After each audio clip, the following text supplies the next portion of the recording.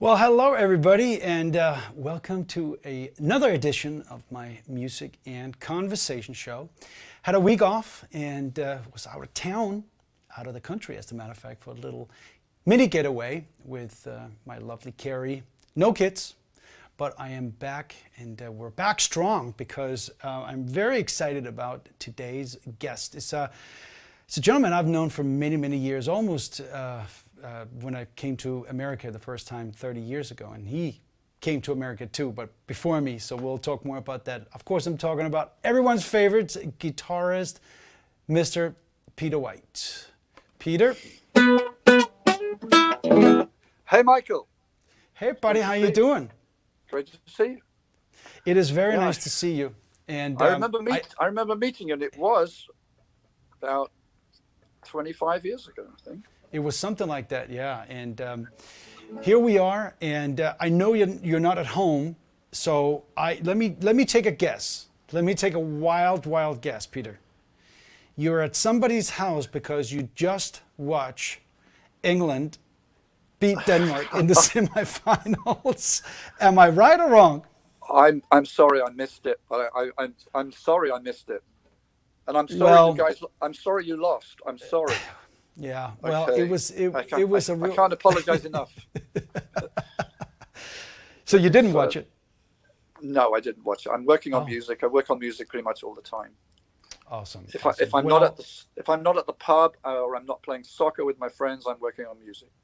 And you didn't watch England beat Denmark. Okay, well, they won, and they were, I hate to say it, but they were the better team today. They played fantastic, and I wish them all the best for the finals against Italy. It's going to be great. But we're not here to talk about soccer, but we're here to talk about one Peter White. Peter, I always like to start with sort of how it all began for you. You grew up in England, of course, and... tell me a little bit about how you ended up playing the guitar and how you ended up making it to America and all of that stuff. Well, my father was really into music. He was not a professional musician, but he loved music, and he brought a piano into the house one day. He brought a piano, and my mother said, "We have no furniture, but you bought a piano." And I'm glad he did, because I started playing the piano, and he gave me some lessons, and I learned to read music, and soon after that, he bought me a guitar. I don't know how I got the guitar. I don't know if I was asking for the guitar, and it was probably because I was listening to the Beatles on the radio, and the Beatles were huge. Of course, this was growing up in England in the '60s. The Beatles were like a tidal wave. Wow! They kind of swept away everything that came before. I was barely aware that there was music in the '50s, but the Beatles kind of took over, and I really got interested in playing the guitar.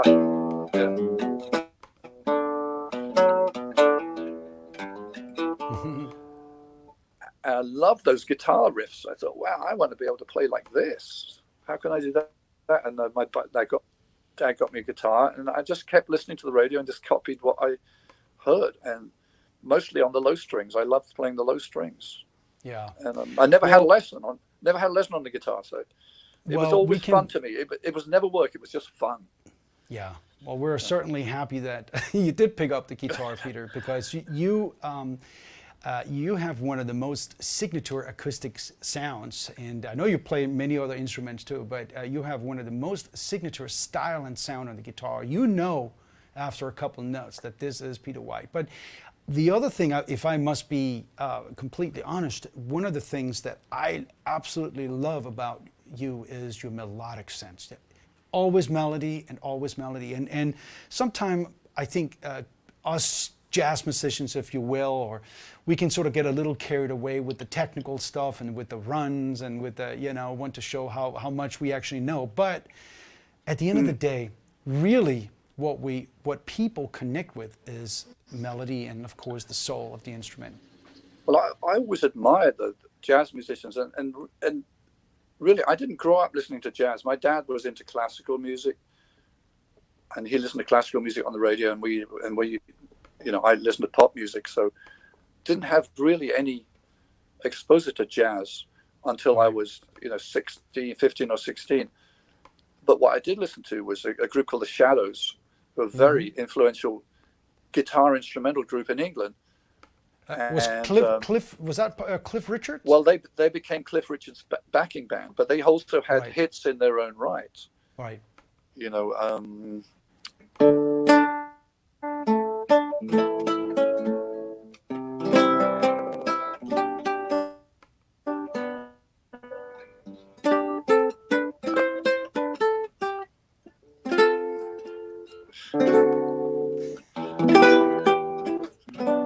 beautiful melodies, and this was all on Beautiful, electric yes. guitar. And I thought, Man. I really got into that, and I started Yeah. to realize, man, the song just transcends the instrument, it transcends Right. who's playing it. It's a song, it gets stuck in your head, it lives Yeah. with you, and you Right. remember it far longer than you played it. Yeah. You For sure. For the sure. melody in the song. Yeah. No. So songs.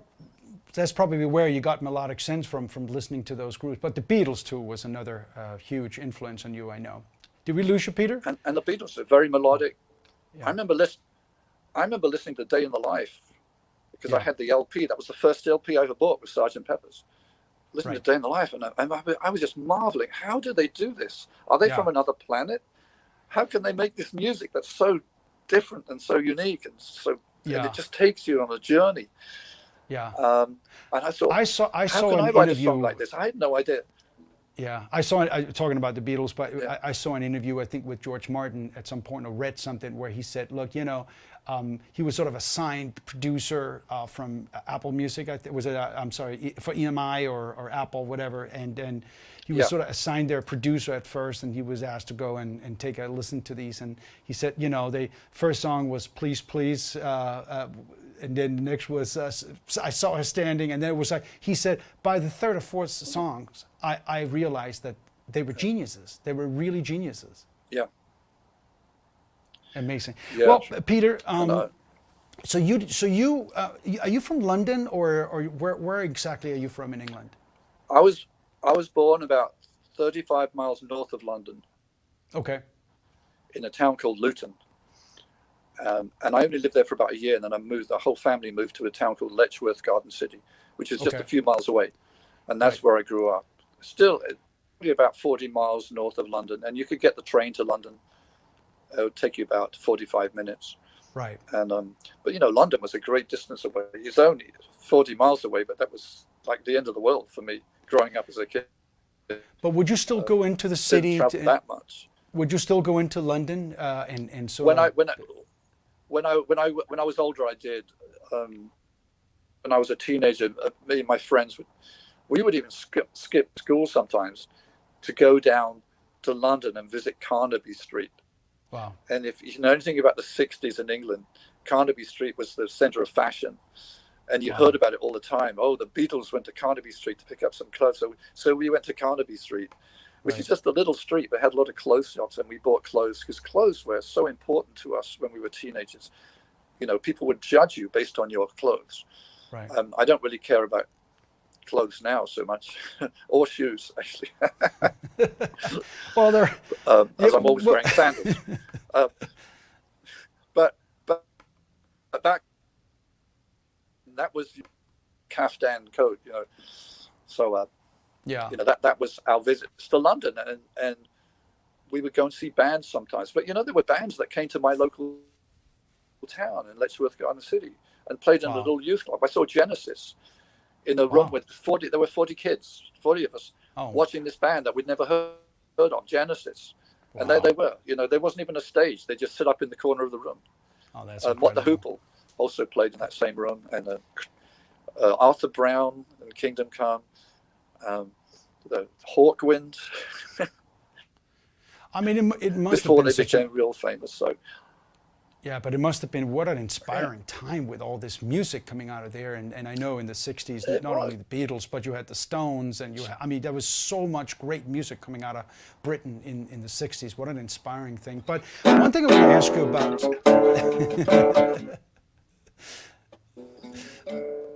oh yeah, the Rolling Stones. Yeah, Great guitar music. I was just into the guitar so much. Yeah. It was the Rolling Stones, and then it was Jimi Hendrix, right. and then of it was course. Eric Clapton and the Cream. Right. And I was just gone. I was gone. I thought, this is what I want to do. I want to play guitar and be a rock star. Yeah. I had no idea how to go about doing that. I was well, I can see that. guy living in a small town in England. I didn't have any connections to the music business. So. Well, you did get one connection eventually in form of a gentleman named Al Stewart. Well, tell us a little bit about Al, because I know you started working with him even before you came to America, long before then. Yeah, it was in 1975. I'd already joined a band. I was looking in the ads and the back pages of auditions when I was 19. And through doing the auditions, I joined a band, and they broke up. But now I was living.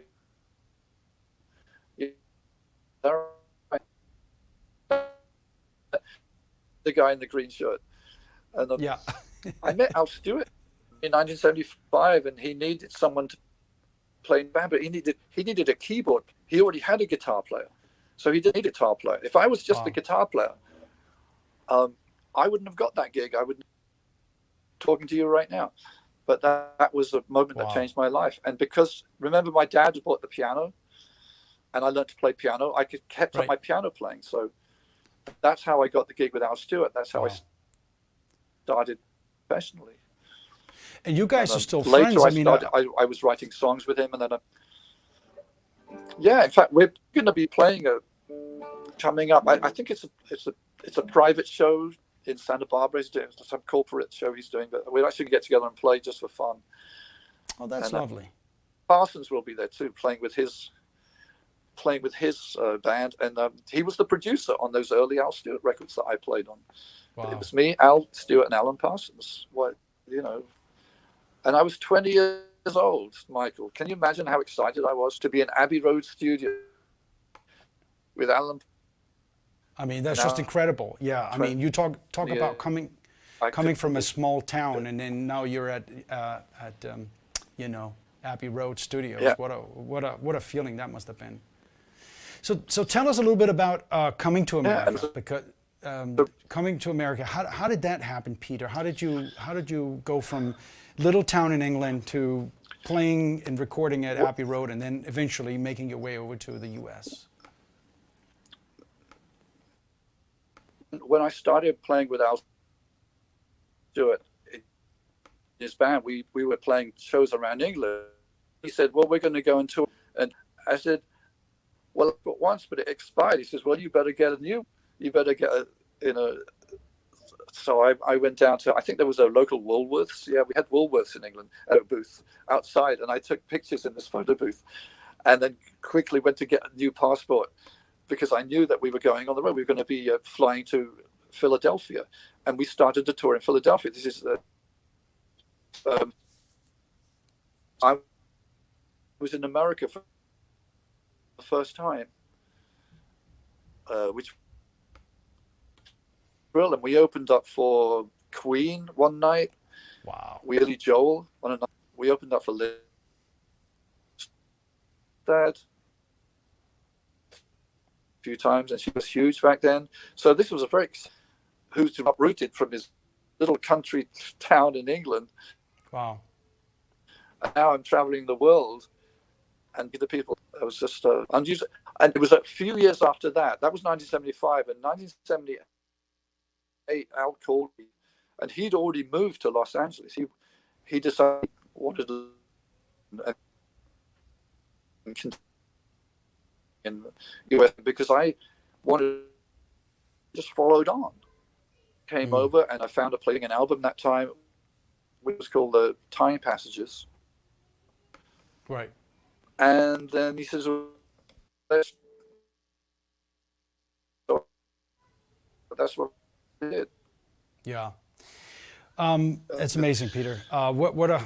And you stayed. You obviously loved it living in America. I can relate to that. I came to in 1990, and I stayed.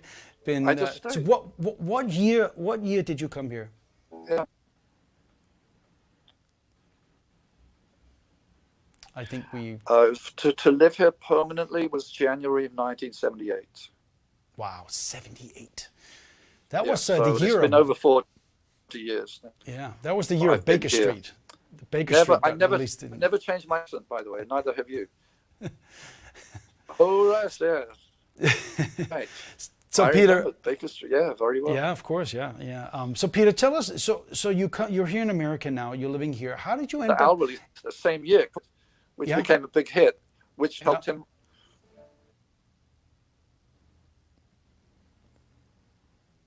How did I end up? How did I end up in Smooth? Well, yeah, you made an album, and what was the name of the first That's a album? very good question. Well, how did you end up making your first album? We're having a little bit of issues with the connection, Peter. It's a little hard to hear you, but let's see. You hear me? Yeah, it's a little hard to hear you. The connection is a little tough today, but let's see here.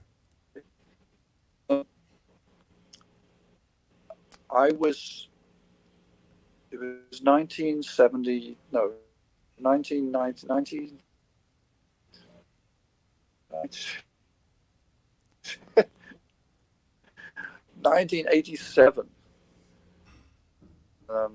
The station started in Los Angeles, and they were playing music, especially by a group called Acoustic, who I thought were fantastic. Yeah. And I thought maybe I could make music like this and get it on the radio. Yeah. And that's how it started, really. And what was the name of that album? a friend of mine had a Réveillez-vous, which Would that means be the wake one? up in French. It's French. Yes. Look at That's me. it. Yeah. I got it Réveillez-vous. right. Very good. Well, Peter, So, I want to play a little music right now because you were so kind to join me on my Stage It virtual show. And I thank you very, very much for being a part of that show.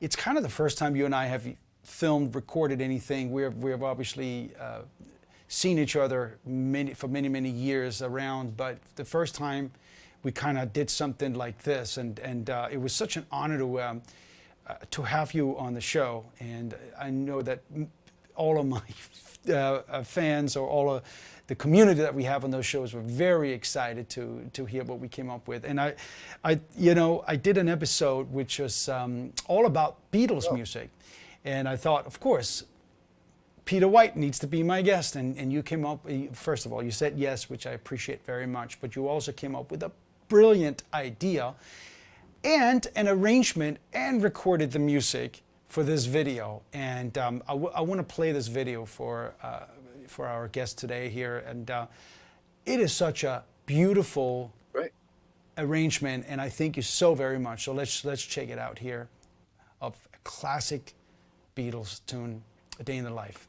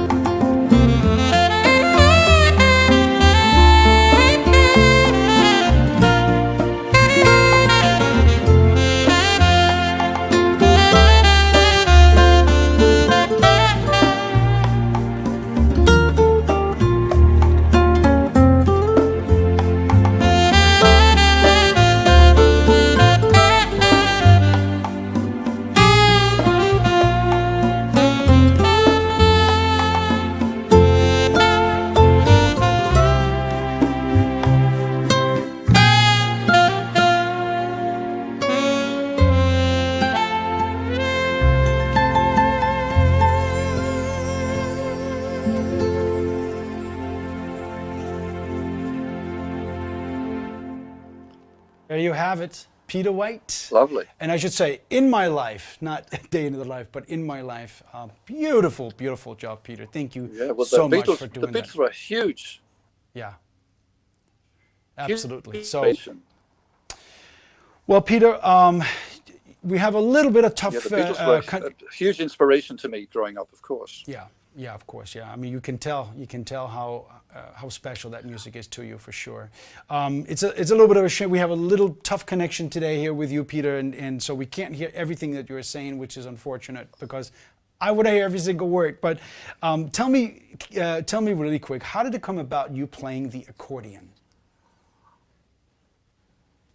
You know, I turn off the cam, maybe the audio connection will get better, and you can just put a picture of me up. Can we try that? We could try that. Okay, I'm going to turn off my cam here. Okay. So, can you hear me? We can hear you, Peter. We can't see you, but playing, okay. I was playing with Al Stewart, and he said, "Can you play the accordion?" Because he already knew I could play the piano, which is how he hired me, and the guitar. And he says, "I want to hear accordion on this song." And I said, "Sure, I can play the accordion," but I really couldn't. I knew how it worked.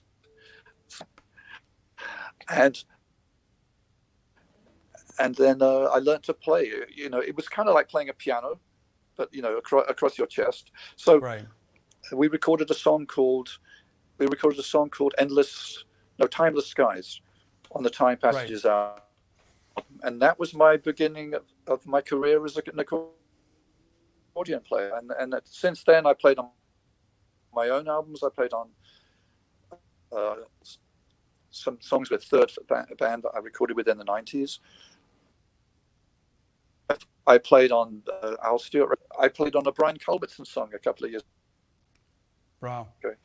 Asked me to play accordion. And Mindy Aber's very first album, I play accordion. Wow. So it became just a fun thing to do. That was a lot different from the guitar. It's very different from the guitar, which is why I like it. Right. Well, it's so cool when the the accordion sneaks in like half song through, and all of a sudden you hear the sound of the accordion. I do love that very much, and I always, when I hear some of the songs that you have put, your own songs that you put an accordion on, it's like all suddenly they just sneaks in, and it's just such a beautiful sound. Peter, lastly here, first of all, thank you so much for coming on the show today. I'm sorry we had a little bit of tough time with the connection, but it was really nice to visit with you, and I'm glad people got a chance to see our duet as well from my staged show. And what is next in your life? You had a little bit of time off here during the pandemic, and I know that you were back on the road, and you mentioned earlier that you were writing or creating music. What's next for you?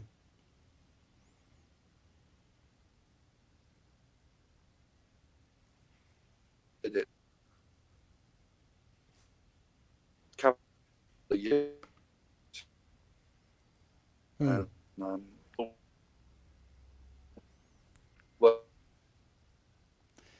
yeah, we're certainly having a little bit of difficulties with sound here. In the back, can you hear? This album, can you hear us? Can you hear us, Peter? It's a little hard to hear you.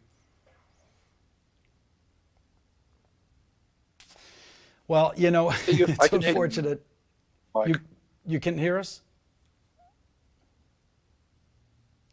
Yeah, it's a little tough today. Peter was not at his home studio, so internet connection was a little tough. But anyway, I'm glad we got a chance to visit a little bit with Peter White. Maybe we should reschedule for another time with a stronger connection, because Peter has such an interesting story, and I really was looking forward to sharing the whole thing, and it's been a little tough today. But, hey, technical, Woody, sometimes these things are out of your control. But I appreciate you guys tuning in. But before I go, I will remind you that I've had a couple of weeks off from my virtual series, and I am back this Sunday with another show. It's the greatest hits on Stage It. And again, it's very easy to watch. You gotta go to stageit.com, sign up for an account, and then get a ticket to the show. It's pay what you can. You can always go to michaellington.com and it'll show right there on my website. So I hope that you'll join me this next Sunday at 5 o'clock on stageit.com for my next live stream show. I'll be going on the road starting, or I already kind of started, but really quite a bit on the road starting midsummer here, late August and all throughout the rest of the year. But I'll continue doing these shows whenever I have a chance to. But this is the next one, live stream on Stage It this Sunday, my greatest hits. And I have a very special guest with me also. So hope to see you there. Go to michaellington.com for more information. Thanks for joining me today for my interview with Peter White. Fortunately, again, I apologize for the connections, but we did the best we could. Take care.